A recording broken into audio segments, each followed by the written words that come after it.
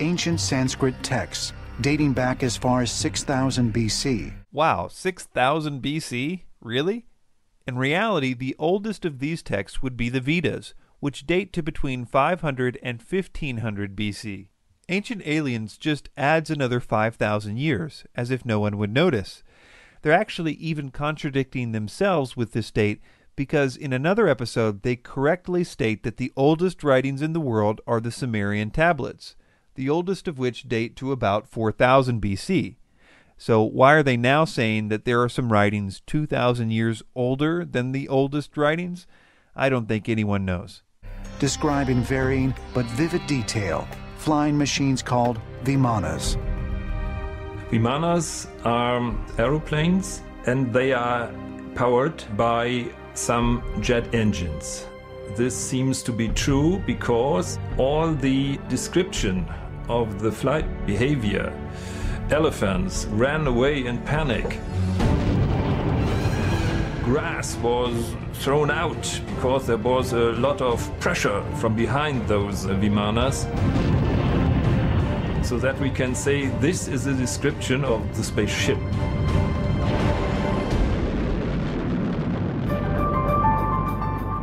The word Vimana literally means having been measured out, and it was related to the king's palaces, and was referring to their intricate construction. Later on, as a result, the word became synonymous with palaces in general, and because of that, it was used to refer to the palaces of the gods as well. And yes, these palaces of the gods were in the heavens, and they could fly. But as we look into this, it will be clear that some of the Vimanas of the gods really were huge palaces, with gardens and terraces and golden staircases. Then, because the palaces of the gods flew, the word gradually became used for anything that could fly, either in mythology or in reality. So understanding the palace concept in the development of the word Vimana is helpful in understanding what we will be looking at.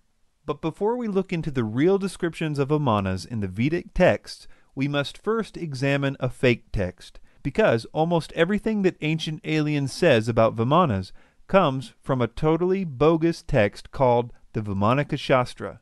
Although mainstream historians believe the Vimana texts are myths, many of the documents contain passages that seem to describe modern machinery and technology. The Vimanaka Shastra goes into metals that are used in these craft. It talks about electricity and power sources. It talks about the pilots and the clothing they have to wear. It talks about the food that they eat. It talks even about the weapons that are kept on these airships. The flight manuals of the Vimanas are quite similar to the flight manuals you find in the modern passenger flight business, or when you go to the military jet engines. Of course, they have also flight manuals because it's necessary for a pilot to get knowledge about his plane he wanted to fly with. The Vimanaka Shastra is not an actual ancient text. It was channeled or dictated to the author from the spirit world in 1918. The spirit who supposedly dictated the text claimed to be an ancient seer named Bharadvata, who is prominent in some ancient writings, so I guess that's what's supposed to give this text credibility. That is, the idea that the ghost of someone ancient supposedly dictated it. But they're not even sure that version of the story is true, because the first mention of any of this is in 1952 by the guy who supposedly found and translated the text from 1918. So as far as anyone knows, he could have made the whole channeled by a famous ghost story up in 1952. The text itself reads like a technical manual, describing the details of how Vimanas operated. It includes the description of what must have sounded like a really technical idea in 1918 or 1952 called a mercury vortex engine.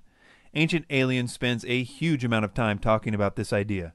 The Vimanaka Shastra, or science of aeronautics, indicates Vimanas used a propulsion system based on a combination of gyroscopes, electricity, and mercury. Is this possible? Mercury is an unusual element. Mercury is metal. It's also a liquid and is a conductor of electricity. The Vimanaka Shastra suggests Vimanas were powered by several gyroscopes, placed inside a sealed liquid mercury vortex. One of the texts talks about Mercury rotating and driving some sort of a powerful wind or a windmill effect. That might be some sort of what we call a flywheel energy storage, where you have a spinning disk and then you extract energy from it slowly. That would be the mercury. And then that could be used to drive some sort of a propeller or what we call a ducted fan. Some of the other things that this text describes are equally scientific sounding. It even includes very technical drawings of the things that it's talking about. But when you look closer at all this, it becomes obvious that it is physically impossible for any of these craft to get off the ground. In fact, 20 years later, in 1974, a study was done on the texts and the drawings by the Aeronautical and Mechanical Institute of Science in Bangalore, India. I will quote Will Hunt, an American freelance writer based in India, for a description of how that study came out. Quote, "As thoroughly as it had been written, the committee just as thoroughly dismantled the study in an essay called A Critical Study of the Work of Vimanaka Shastra. They question whether the author, whoever that may have been, had any grasp of basic physics, chemistry, and electricity, not to mention the, quote, disciplines of aeronautics, aerodynamics, aeronautical structures, propulsive devices, materials, and metallurgy. Their conclusion, quote, none of the planes has properties or capabilities of being flown. The geometries are unimaginably horrendous from the point of view of flying, and the principles of propulsion make them resist rather than assist flying." Another writer, J.B. Hare, writing for the Sacred Text Archive, said the following of the craft in the Vimanaka Shastra, quote, "They are absurdly non-aerodynamic, brutalist wedding cakes, with minarets, huge ornithopter wings, and dinky propellers." I have a feeling that even though 90% of the information that Ancient Aliens presents on Vimanas comes from this text, they realize that it has been thoroughly discredited. And so, in an odd twist, after spending 5 minutes on how great the idea of a mercury vortex engine would be, they then let everyone know that the idea wouldn't actually work. They stop short, however, of saying that there's anything wrong with this text. They just say that there may have been a problem with the translation of a word or two. Flywheel energy storage systems, however, tend to lose power quickly. To navigate across space, its size would have to be enormous. It's not at all clear that this would be a practical device.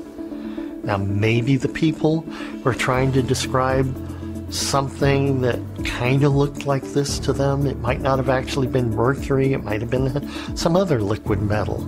The mercury vortex engine is perhaps a failure in the translation, because the vortex is not a material quite suitable to a jet engine. So let's move on to the mentions of Vimanas in the actual ancient Vedic texts. So, as I've already mentioned, the word Vimana came to mean palace, and when it was the palace of a god, it was usually capable of flying around. When we look at the development of Vimanas chronologically, the mystery surrounding them vanishes. First of all, they were not even mentioned in the earlier texts, and when they finally were mentioned, the next 1,000 years of their being mentioned always included them having wheels and being drawn by horses, not exactly a mercury vortex engine. Then, around 500 BC, the chariots lose their horses and are depicted as flying on their own. Jason Colavito says the following about the first mentions of Vimanas without horses. Quote, "The very first of these is the flying chariot of the earthly king Ravana, called Pushpaka. By the time of the Mahabharata, circa 400 BCE, these flying chariots had grown in size. One was now described as 12 cubits in circumference, but they never lost their large wheels that marked them as derived from earthly, horse-drawn chariots." It's also interesting to see that ancient astronaut theorists have to distort the actual descriptions of Vimanas in the Vedic texts in order to make them sound like UFOs. For example, the following is a quote from David Childress's book, where he's supposed to be quoting a description of a Vimana from an ancient text. We'll read what he tells his readers what it says, and then we will read the actual ancient text and note the differences. First, let's hear Childress's version. Quote, "When morning dawned, Rama, taking the celestial car Pushpaka had sent to him by Vimanele, stood ready to depart. Self-propelled was that car. It was large and finely painted. It had 2 stories and many chambers with windows, and was draped with flags and banners. It gave forth a melodious sound as it coursed along its airy way." And now, here's what the actual Ramayana says. Quote, "And the mighty monkey ascended the splendid car Pushpaka, containing figures of wolves, made of Kartswara and Hiranya, graced with ranges of goodly pillars, as if blazing in splendor throughout, garnished with narrow secret rooms and saloons, piercing the heavens and resembling Miru or Mandara, and like unto the flaming sun, skillfully reared by Vikwakarma, with golden staircases and graceful and grand raised seats, rows of golden and crystal windows, and daises composed of sapphires, emeralds, and other superb gems, embellished with noble vidrumas, costly stones, and round pearls, and also with plastered terraces, pasted with red sandal, like unto gold, and furnished with a sacred aroma, and resembling the sun new risen." Colavito says of this, quote, "Elsewhere it is described as being filled with fruit trees, and sometimes is drawn by geese. Do you know many UFOs with plastered terraces and red paint?" In summary, most of what Ancient Aliens uses on this point is from a bogus 20th century channeled text, which they dishonestly present as an ancient text. And even the real descriptions of Vimanas get some tweaking by them in order to make it sound like a UFO. The development of the idea of Vimanas in Hindu mythology can be traced easily, and it loses all of its intrigue for the ancient astronaut theorists when you do that.